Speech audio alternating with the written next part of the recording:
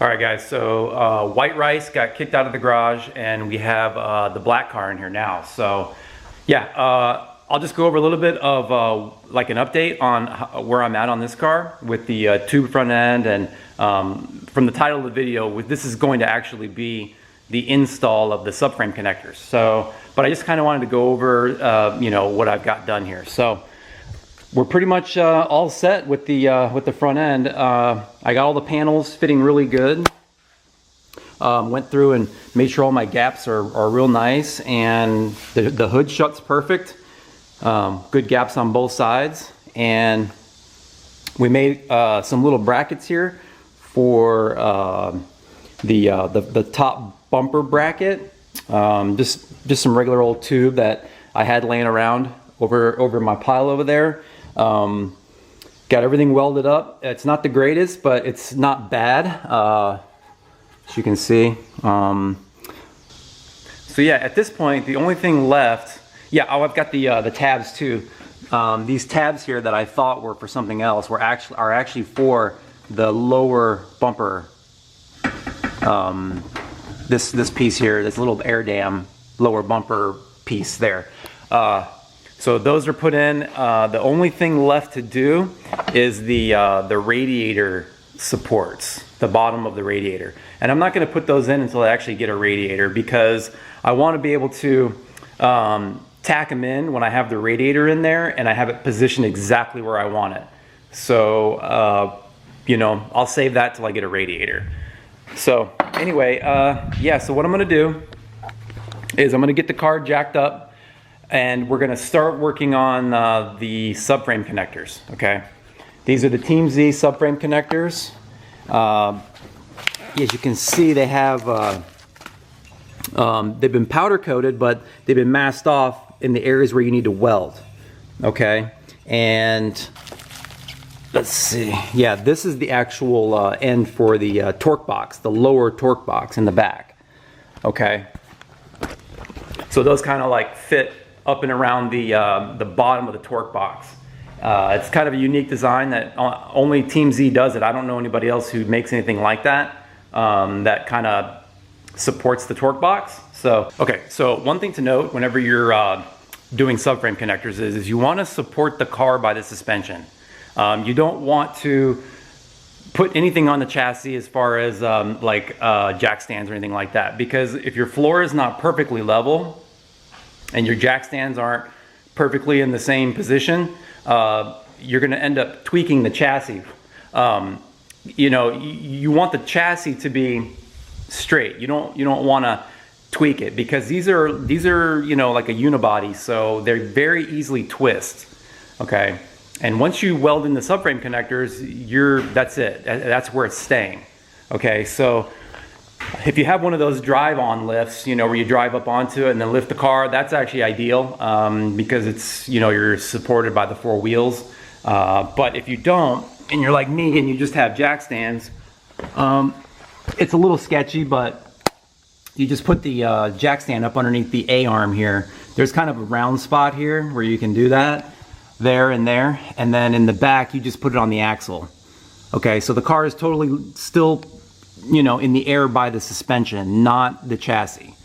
Okay, so I just kind of wanted to note that, so that when you're when you mount the subframe connectors, you're not mounting it to a car that's already tweaked a little bit, because then it'll stay there. So anyway, we got the car jacked up. Let me go ahead and get one of the connector. We'll do the driver's side first, and get it up there and see where we need to start kind of grinding away at the metal. Okay, so let's go into the car and I'll show you kind of where you want to position the subframe connector. So right here you'll see that, you see how this wraps around your torque box here. What you want to do is come right behind this little bend here, this little, I don't know what you call this, but this little hump here. You come right behind it to where there's a flat spot. So you can see how it sits nice and flat here. And then you can kind of see how this is you're gonna pull this in all the way to the end, and that's going to be flat up against the frame rail there. And you can weld it on the inside here too. Okay. I know on these you don't have to like go crazy with the weld. You know, just like stitch a couple sides, and it's very solid. So, and again, like this Team Z stuff, the fit is just amazing. I mean, I have this jack just like kind of holding it. Again, you don't want to put any kind of pressure on. You know, I'm not lifting the car. I'm just holding the subframe connector in there. You know, it's still loose. Like you can see, I can still move it a little bit, and that's the way you don't want to try to lift the car at all. Okay, so, and then up front here, this is pretty much how they go up here. You can see they put these little holes in here that you can spot weld it, and then you know, weld around the outside. I'm gonna have to move this fuel line here.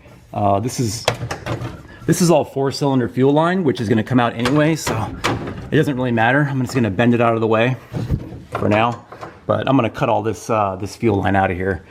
So now that I have it sitting in there where I want, I'm gonna go and just mark everywhere where I'm gonna be welding, okay? Just go in and take a Sharpie and mark it, and then you're gonna come back. We're gonna take the subframe out, the connector out, and go back, and then you just grind off wherever you've marked. Pretty simple. Just, you know, like I said before, you don't have to weld every single thing. Just a few stitches on both sides, and it's usually pretty good. So let me do that, and I'm not gonna show the grinding and all that, but I'll come back when I get it all prepped and ready to go. Okay, so we're ready to weld. I've got everything clamped into place, clamped here, clamped over here, holding it this way. And then, like I said, I'm not jacking it up with this. This is just kind of holding it. Like, this is actually really loose. So there's like no pressure on the actual, like, it's not lifting the car at all. So I'm just kind of holding it there. But yeah, everything is you know, sanded down to bare metal, and all I got to do is go ahead and running some tacks, and then take all the clamps off, and then I can weld it up. So I'll kind of put the camera over there so you kind of watch what I'm doing, but it's just welding, and you know, I'm not that good at it, so I wouldn't pay attention to what I do.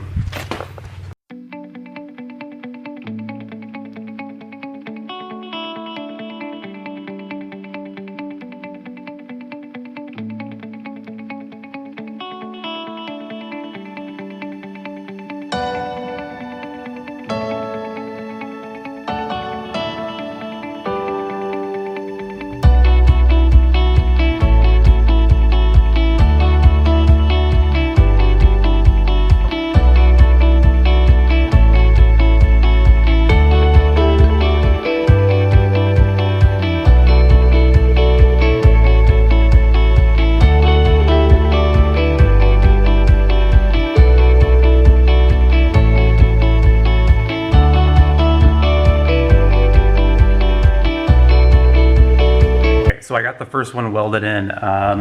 It's came out okay.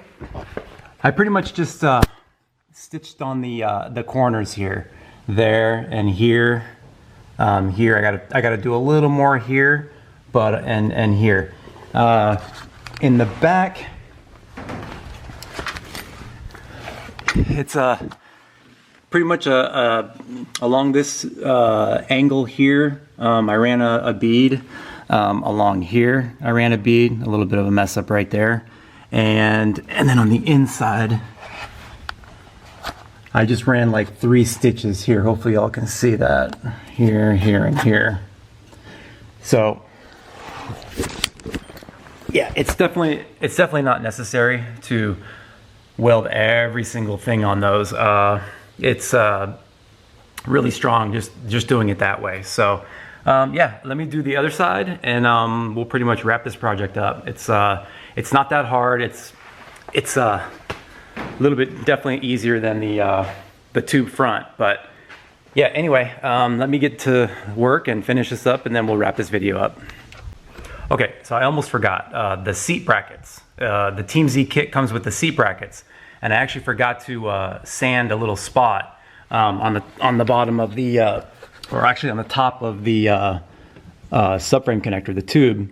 So what I did was I just kind of rolled up a piece of sandpaper and went around it to clean it off right here. But what I like to do is just run a bolt up through the bottom, Okay, line it up, try to get it in the center of where you want it, and run a bolt up to the bottom so that you know you're aligned. And you can see there's a pretty tight gap right here. We can weld that. We can put a couple a small bead here and one on the other side, and then maybe one back here too. It's a little bit of a gap, but it shouldn't be a problem filling that up. And then you can take these bolts out, and then when you mount your seat, you can get longer bolts, and then you can put another bolt on the back of it, like a nut on the back of it, and it kind of ties everything all in, you know, with your seat and all that. So yeah, because the seat brackets for Foxbodies are pretty weak, and that just kind of strengthens it up a little bit. But yeah, so let me go ahead and get that, and then basically the other side is just the reverse of this. I mean, you're doing the same thing, just on the other side. So all right, we're almost done. Okay, so these are welded in.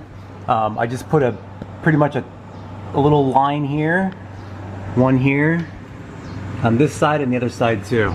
So it's pretty much, I didn't get to go all the way around it, but it's really not necessary. So, okay, so that's pretty much it for this side. I won't show the other side because it's, like I said, it's the exact same thing. So, all right, so that's gonna do it for this video. The next one is probably gonna be, what I'm gonna do is I'm gonna start taking out a lot of this stuff here, as far as like the brake booster, all the cables, all this stuff. So, because what I want to do is I'm going to go through and sand down all this, basically sand all this down, kind of prep it a little bit. It's in pretty good shape. There's really not a lot of prep that needs to be done. I'm not going to smooth fenders. I'm not going to do that. I know some people like to, you know, weld all this up and smooth it out. I don't really care. That's not a big deal to me at all. If anything, that just adds more weight. Not much, but so I'm just gonna sand it down. I bought this, let's see which one, this self-etching primer, okay, on the bare metal. Just go through and kind of give it a light coat of primer and paint it black. I mean, I don't know if I have the black or not. That's trim black, wheel black. Yeah, I'm not sure. I might have to buy some like gloss black. I'm thinking doing like a gloss black, maybe a satin black. But what I'll do is I'll get something that's like decent, like you can use like barbecue paint. That stuff they use on for painting, you know, grills or whatever like that, because it handles heat really well. So you don't have to worry about that, and it's somewhat chemical resistant too. So I think I'll probably do satin. I don't know if gloss would look too good or not. I don't know. Let me know what you guys think. Gloss or satin? It's definitely going to be black, but you know, drop a comment and let me know if you think I should go satin, like a flat, or more glossy. But yeah, so I'm really happy with the way everything's coming out. When we get the radiator in, we're gonna have to make a little bracket here to hold the radiator, and then put the supports in for that. And yeah, that's pretty much it. So hope you guys are enjoying this build here. And once we get that done, we're gonna have to start thinking about, before we put the interior in, maybe think about a cage for this thing. So I'm thinking about doing the Team Z, of course, maybe a little 8-point or a 6-point. I'm sure it fits just as good as all this other stuff I'm getting from them. So I think it would make sense to do a cage. I'm in a situation now with the white car where I don't know how much faster I can go before the track starts giving me trouble. You know, right now it's running 640s in the 8th, which if I would have ran it out to the quarter mile, it would have been in the 9s, most likely, okay, by the mile an hour. It was like 108 miles an hour in the 8th mile. So if you do the calculations with the weight of your car and all that, that's running in the 9s. So like I said, I'm in a little situation with that car where that needs a cage too, but that would be a ton of work because the car would have to be completely torn apart, and I'm not really wanting to do that. So anyway, more on that later. But This one here, I don't want to run into that same problem because I plan on running some decent times in this too. So I don't want to run into that same problem where I get to a certain point and then it needs a cage. And I could have done it when it's apart, when it's in, you know, in this state right here. So anyway, like, share, and subscribe. See ya.